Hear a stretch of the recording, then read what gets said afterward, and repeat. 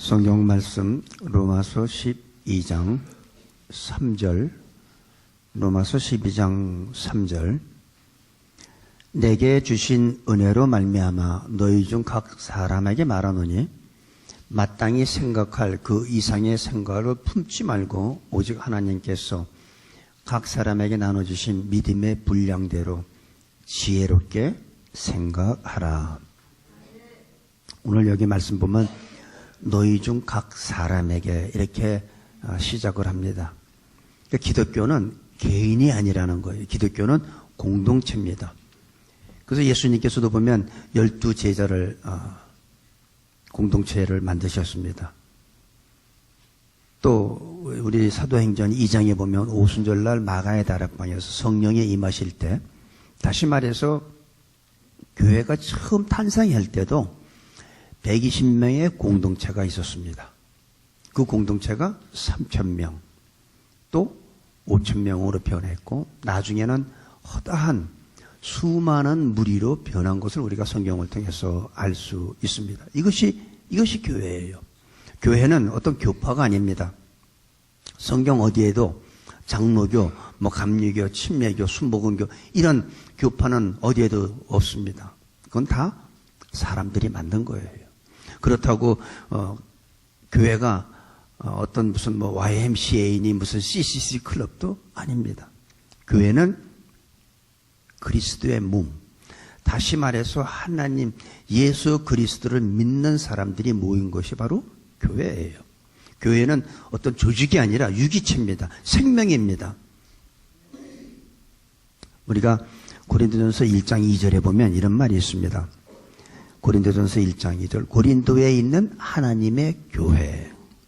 지금 고린도에 있는 하나님의 교회라고 말하면서 뭐라고 그러냐면 곧 그리스도 예수 안에서 거룩하여지고 성도라 부르심을 입은 자들과 또 각처에서 우리 주 곧 저희와 우리의 주 되신 예수 그리스도의 이름을 부르는 모든 자들이 바로 교회예요. 건물도 교회가 아니에요. 이거는 예배당이죠. 교회는 예수님을 믿는 사람들이 모인 곳이 바로 교회입니다. 교회가 바로 다른 말로 얘기하면 바로 우리들이 바로 교회라는 얘기입니다. 예수님이 모인 바로 이 무리가 바로 이곳이 바로 교회예요. 그러니까 두세 사람이라도 예수님의 이름으로 모였으면 그게 바로 교회예요. 그래서 구역예배도 바로 교회예요.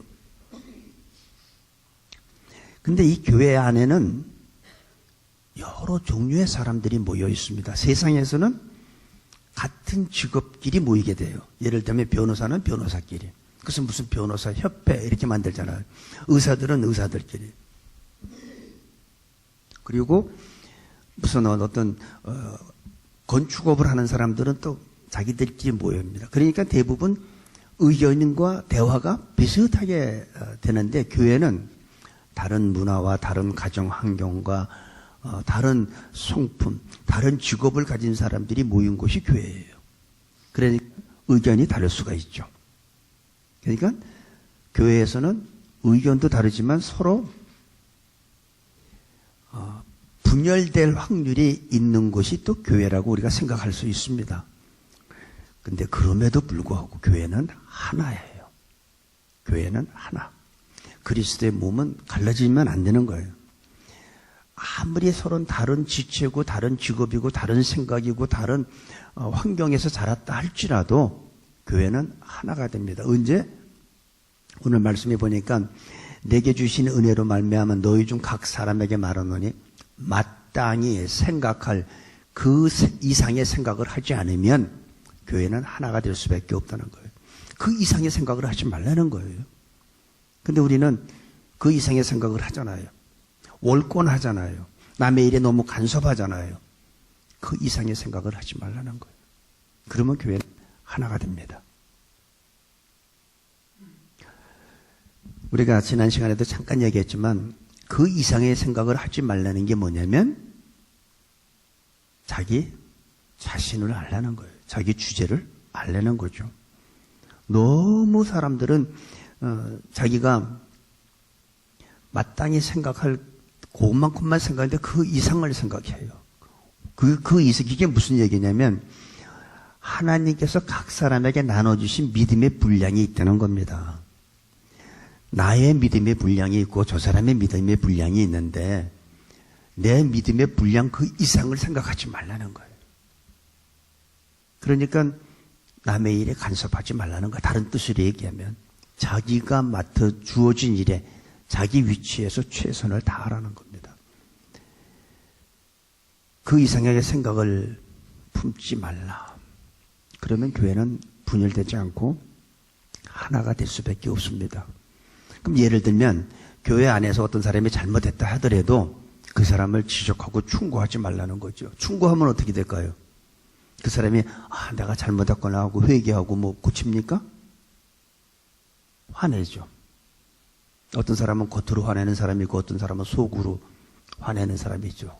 속으로 화내는 사람은 어떻게 해요? 그 다음에 그 사람하고 얼굴도 마주 안 치지. 저쪽에서 오면 돌아가지. 겉으로 화내는 사람은 어떻게 해요? 너나 잘해. 이렇게 되잖아요. 이게 바로 교회가 분열되는 거예요. 그러니까 우리는 그 이상의 생각을 하지 말라는 거예요.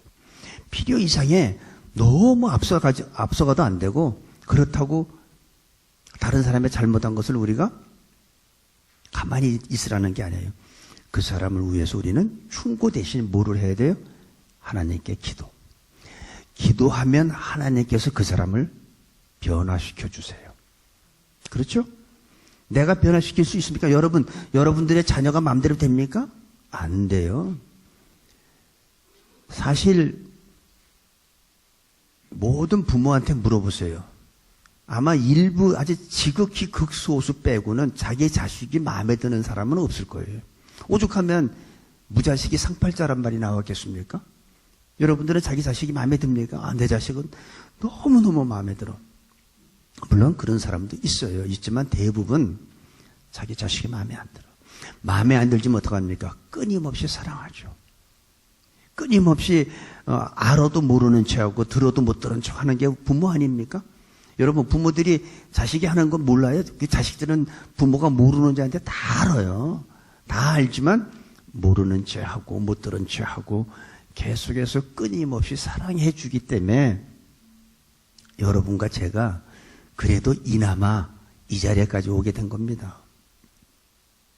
바로 우리는 그와 같이 주위에 잘못된 사람이 있으면 그걸 갖다가 충고하고 가르치려고 고치려고 하지 말라는 거죠. 어떤 사람이 가끔 교회를 빠져. 그리고 술, 담배를 해.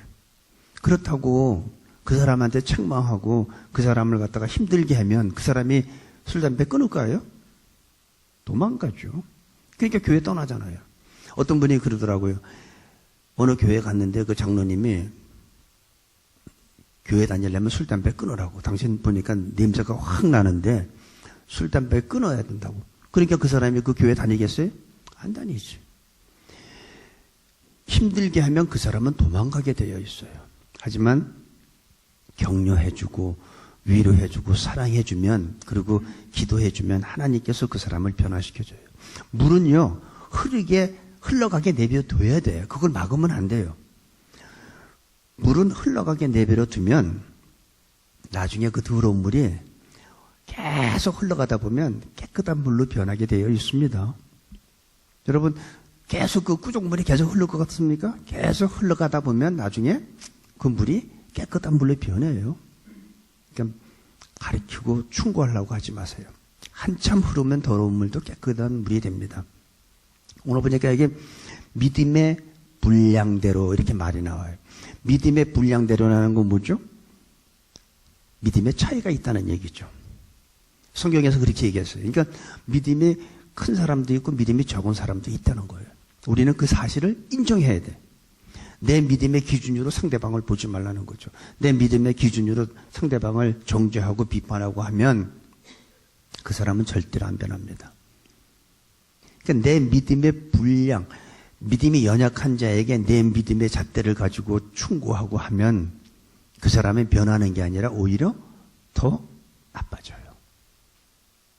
그냥 받아주세요. 그리고 용납하고 이해하고 격려해 주세요. 잘못해도 잘했어. 여러분들이 자녀들이 여러분 어렸을 때 자녀들이 어렸을 때 그 무슨 뭐 말 같은 말입니까? 발음도 못 알아듣는데 얘가 아빠라고 그랬다고. 그게 무슨 아빠입니까? 그런데 우리는 그렇게 받아들이잖아요. 우리한테는 그런 마음이 자세가 필요해. 믿음이 연약한 자에게는 그런 마음을 가지고 포용하고 품어주고 하면 그게 바로 그 이상의 생각을 품지 않는 겁니다.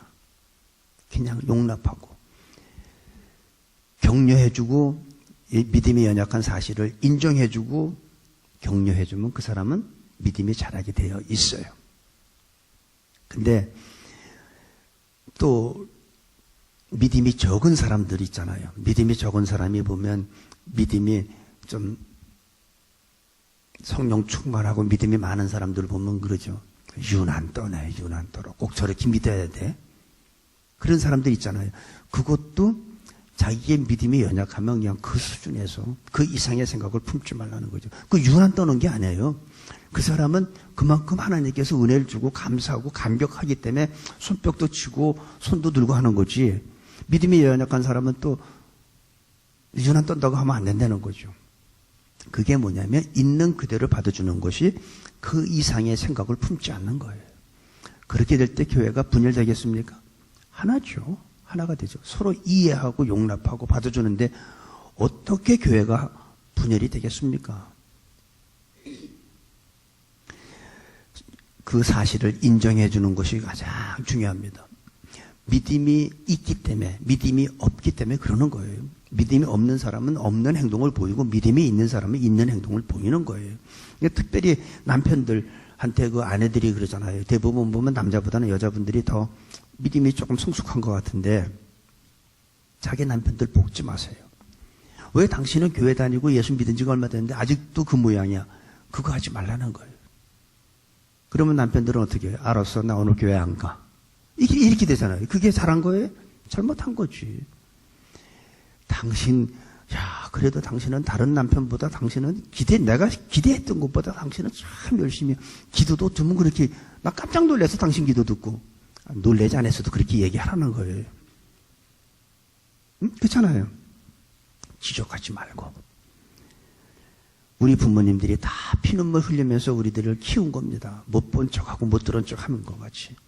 그런 것이 우리 교회 안에 필요해요. 그것이 마땅히 생각할 그 이상을 품지 말라는 거고 그것이 믿음의 분량대로 하라는 거예요. 그게 바로 지혜로운 거예요. 그래서 뭐냐면 믿음의 분량대로 지혜롭게 생각하라. 바로 지혜롭게 생각하는 게 뭐예요?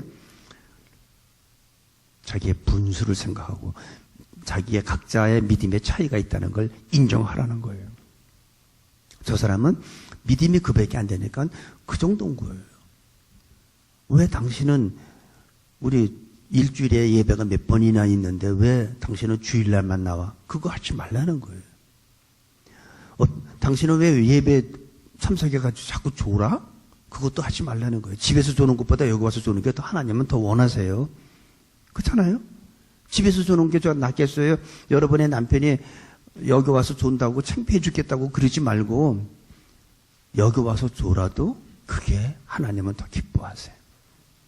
집에서 조는 게 낫겠어요? 여기 와서 조는 게 낫겠어요?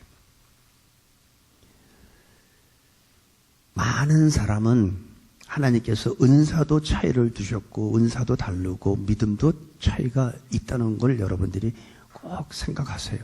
그러니까 오늘부터 이 시간 이후로는 우리 어떻게 다른 사람의 믿음의 생활을 가지고 지적하지 말라는 거예요. 충고하지 말라는 거예요. 독수리는요 창공을 날게 되어 있어요. 그죠? 참새는 창공을 못 날라. 날개를 막 유래해야지 겨우 날라. 그렇다고 독수리가 야, 그 흉하게 이게 뭐냐 이게. 참새는 그래야 되는 거예요. 오리는 물에서 헤엄치게 되어 있어요. 그게 하나님이 차이를 두고 만드신 거잖아요. 그렇다고 참새가 독수리 흉내 내보세요. 날개 쫙 펴고 땅에 떨어지지 뭐. 그게 다른 거야. 그러니까 믿음의 분량도 다 다르고 오리는 물에서 헤엄치게 되어 있고 독수리는 날게 되어 있다는 거예요. 그게 누가 그렇게 했어요? 하나님께서. 독수리 절대 물에서 헤엄치지 못합니다. 오늘 우리가 다른 사람을 앞으로 우리가 지금 마음속에 다짐할 게 뭐냐면 다른 사람을 정죄하고 꾸중하고 충고하면 그 상태는 더 나빠집니다. 여러분들이 한번 잘 생각해 보세요. 여러분들이 자녀를 키우면서 자녀한테 혼내고 꾸중하고 만약에 욕을 했다면 그 자녀가 회개하고 변합니까? 아니면 더 상태가 나빠집니까? 아마 가출까지 할걸요? 부모가 싫어하는 것만 골라서 하는, 이거 제 얘기예요. 어렸을 때 그러니까 이상하게 부모가 더 싫어하는 것만 하게 되더라고. 절대로 바꿔지는 게 아니라 더 나빠지더라고, 제 경험에는. 여러분들은 좀 저보다 좀 인격이 좋아서 부모한테 그런 꾸중을 들으면 바뀌어지는지 모르지만 제 경우에는 더 나쁜, 악한, 더 이 나쁜 쪽으로 되는 것을 저는 경험을 해봤습니다. 하지만 그 사람을 사랑하고 감싸주면 그 사람은 회개하고 돌아오게 되어 있어요. 그러니까 사랑보다 더 큰 능력은 없어. 그래서 기독교에서 뭐예요?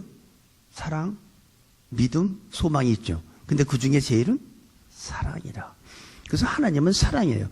하나님의 능력 중에서 가장 큰 능력은 사랑이에요. 그래서 사랑할 수 없는 사람 사랑하는 것, 이게 능력인 거예요. 사랑할 수 있는 사람 사랑하는 건 그건 누구나 다 하는 거잖아요. 용서할 수 없는 사람 용서하는 게 그게 능력인 거예요. 어떻게 그걸 용서를 할 수 있습니까? 이를 갈아야 되고 내가 평생 잊지 못하고 저주를 해야 될 사람인데 어떻게 그 사람을 용서할 수 있겠어요? 성경에서 그러죠. 원수를 사랑하라 했는데 어떻게 원수를 사랑합니까? 바로 능력 중에 능력은 바로 사랑이에요. 주위에 있는 모든 여러분들이 꼴 보기 싫은 사람들이 있으면 오늘부터 사랑하기로 작정을 하시고 사랑해 보세요. 그러면 그 사람은 반드시 변하게 되어 있어요. 하나님이 변화시켜 주세요. 바로 이것이 바로 기독교인이고 그리스도인의 삶이고 공동체입니다. 그리스도인의 공동체는 어떻게 한다? 서로 사랑한다. 서로 용납한다. 서로 이해해 준다.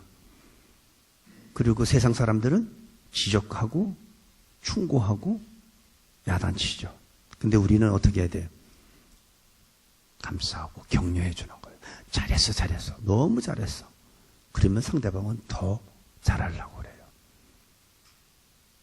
그리고 우리가 마땅히 생각할 그 이상의 생각을 품지 말라는 거는 또 다르게 우리가 좀 그 말을 좀 해석을 하면, 여러분 혹시 퍼즐이라는 거 알아요? 퍼즐. 아이들 왜 이렇게 보면 여러 가지 조각이 있는데 그거 이제 여러 조각 생긴 것도 다르고 크기도 다 달라요. 색깔도 다르고. 근데 그 퍼즐을 맞추면 다 맞춰놓으면 어떤 거는 예수님의 얼굴이 되고 어떤 거는 그냥 너무 아름다운 이 그림의 모습이 있잖아요. 그 퍼즐을 해보신 분들은 알겠지만은 퍼즐은 크기와 사이즈가 모양이 다 다르지만은 하나라도 없으면 그거는 미완성이에요. 우스워요. 그리고 퍼즐을 맞출 때 여러분 해보신 분은 알지만 가운데부터 맞춥니까? 가장사리부터 합니까? 가장사리부터 해야지 중심이 잡혀요. 그래서 교회에서도 자기 위치를 지키는 사람이 가장 주변에 있는 사람들이 자기 위치를 지켜주면 중심이 잡혀요. 예를 들면 제가 목사가 가운데 위치라고 한번 하고 여러분들이 이 주변이라고 생각했어요. 주변 사람들이 자기 위치를 지키면 중심은 저절로 잡히게 되어 있어요. 근데 절대 중심부터 못 잡혀요. 그러니까 여러분들이 교회를 도와주고 목사를 도와주는 게 어떻게 하는 거다? 자기 위치를 지키는 것. 그게 바로 목사를 도와주는 거고 그게 바로 교회가 아름다운 모습을 보여주는 거예요. 퍼즐은 하나라도 없으면, 그러니까 우리 교회 안에는 열심히 봉사하는 사람이든 그냥 출석만 하는 사람이든 다 소중한 거예요. 아무것도 안 하고 서 있기만 해도 그 사람은 중요한 거예요. 그 사람 없으면 어떻게 돼? 퍼즐 이빨 빠진 것 같으지. 제가 얘기했죠. 5개 손가락이 어느 날 서로 다투는 거야. 내가 제일 자기가 최고라고. 그 엄지손가락이 뭐라 그랬어요? 야, 물건 잡을 때 니네 넷하고 나 혼자 하고 이렇게 잡잖니. 그러니까 내가 힘이 제일 좋으니까 내가 가장 우두머리로서 내가 대접을 받아야 된다.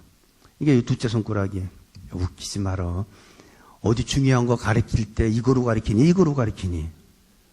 그러니까 얘가 두 번째 손가락이 가장 중요한 거 포인트 할 땐 이거야. 그러면서 자기가 잘났다고 그러니까 세 번째 손가락이 야, 우리 한번 키 한번 내보자. 누가 긴가. 얘가 가장 기니까 자기가 가장 중요한 존재라는 거예요. 그러니까 네 번째 손가락이 뭐라고 그랬어요? 자기는 길지도 않고 뭐 가리키지도 않고. 그러다 생각나는 게 뭐냐면 니네들 결혼했을 때 결혼 반지 어디다 끼지? 응? 네 번째다 끼잖아. 니네가 중요하다면 거기다 끼지 왜 여기다 끼겠니? 서로 이렇게 막 다투는데 새끼손가락은 할 말이 없는 거예요. 새끼손가락이 가만히 있다가 니들 나 없으면 병신이야. 누가 중요해? 다 중요해. 다 중요해. 퍼즐은 생긴 거와 모양과 다 다르고 위치도 다르지만은 하나라도 빠지면 그거는 미완성 그림이에요. 그러니까 교회에서는 아무것도 봉사 안 하고 가만히 있는 사람도 소중한 거예요. 그렇죠? 그러니까 소중한 거니까 다 아끼고 사랑하고 도와줘야 됩니다. 감싸줘야 돼요.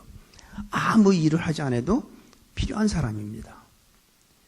그러니까 교회 안에는 불필요한 사람은 하나도 없는 거예요. 아무 일을 하지 않아도 그 사람은 소중한 사람이에요. 교회에서 제일 중요한 사람은 바로 가장자리에 있는 사람이에요. 그 사람들이 있어야지 가운데가 채워지고 맞춰나가고 나중에 중심이 잡히는 거예요. 그러니까 각자가 내가 위치가 어디든 중심이든 가장자리든 그게 중요한 게 아니라 나는 중요한 사람이다 라고 생각하면 됩니다.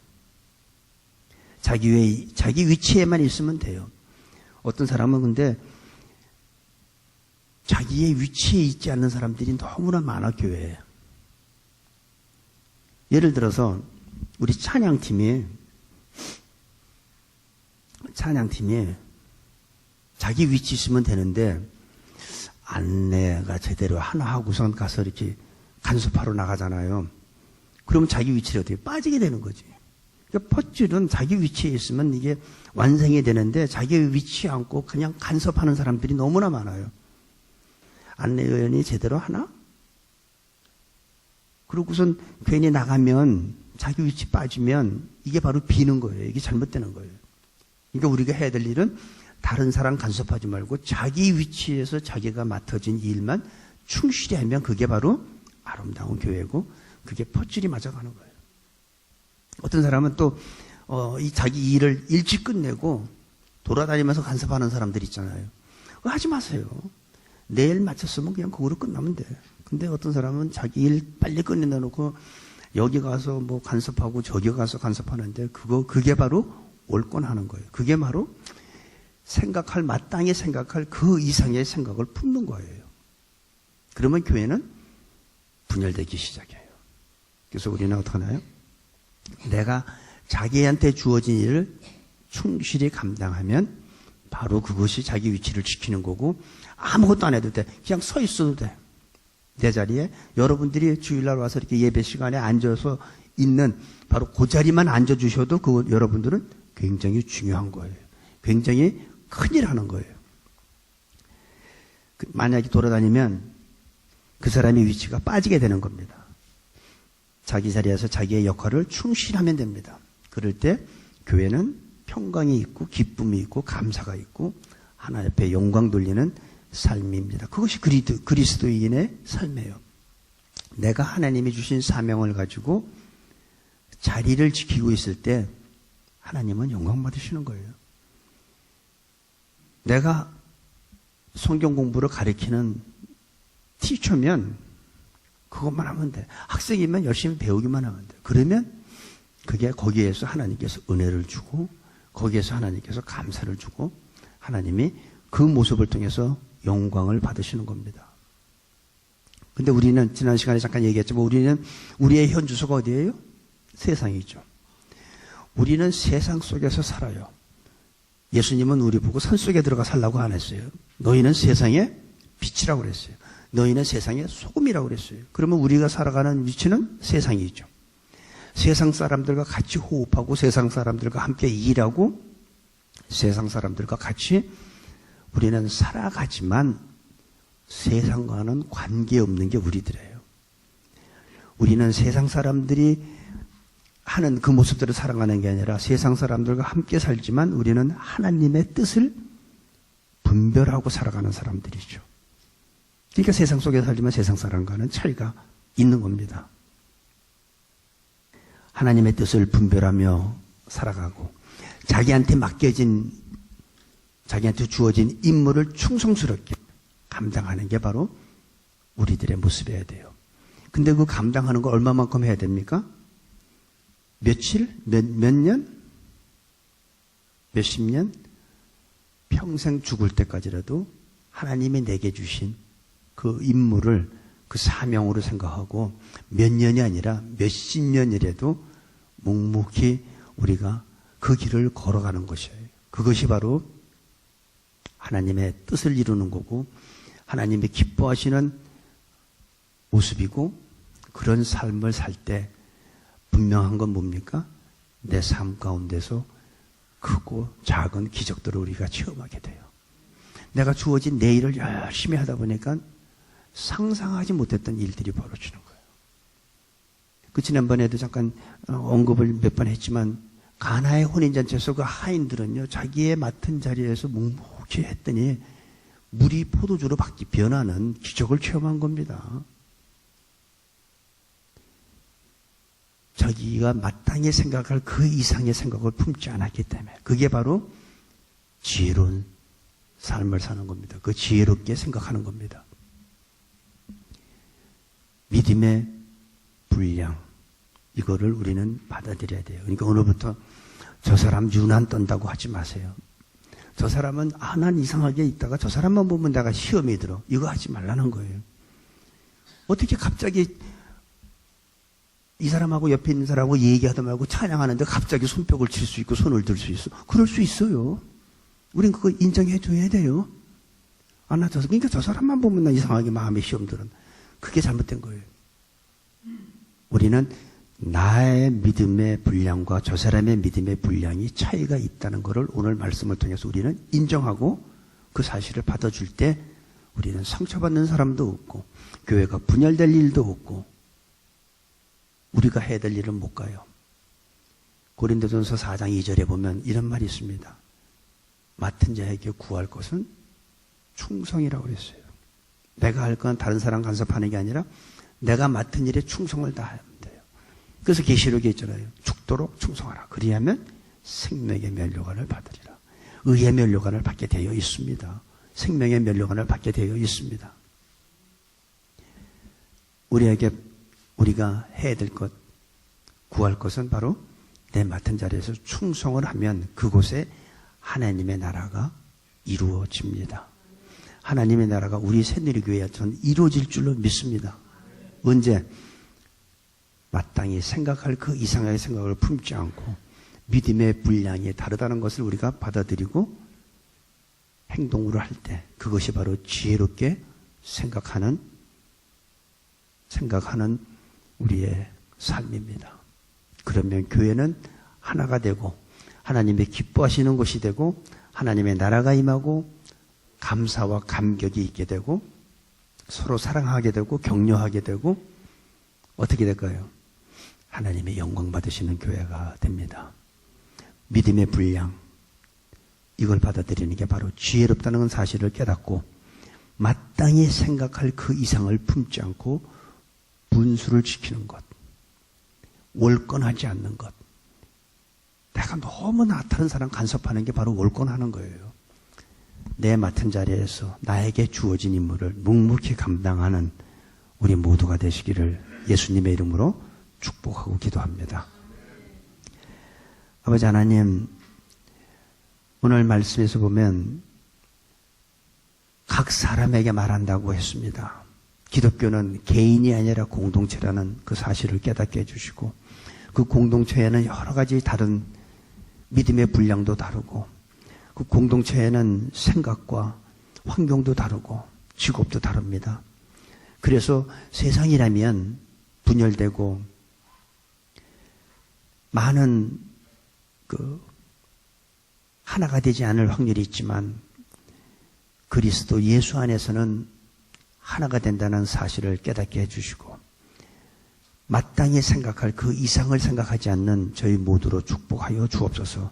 그것이 하나님의 뜻이요, 그것이 하나님의 원하시는 것이요, 그것이 바로 주님의 몸된 교회라는 것을 깨닫게 해주시고 그리스도의 몸은 잘라지는 것이 아니고 갈라지는 것도 아니고 바로 하나가 될 때에 머리 대신 예수님께서 영광 받으시는 그 사실을 믿게 하여 주시고 그대로 실천할 수 있는 저희 새누리교회 성도님들로 축복하여 주옵소서. 예수님의 이름으로 기도합니다. 아멘.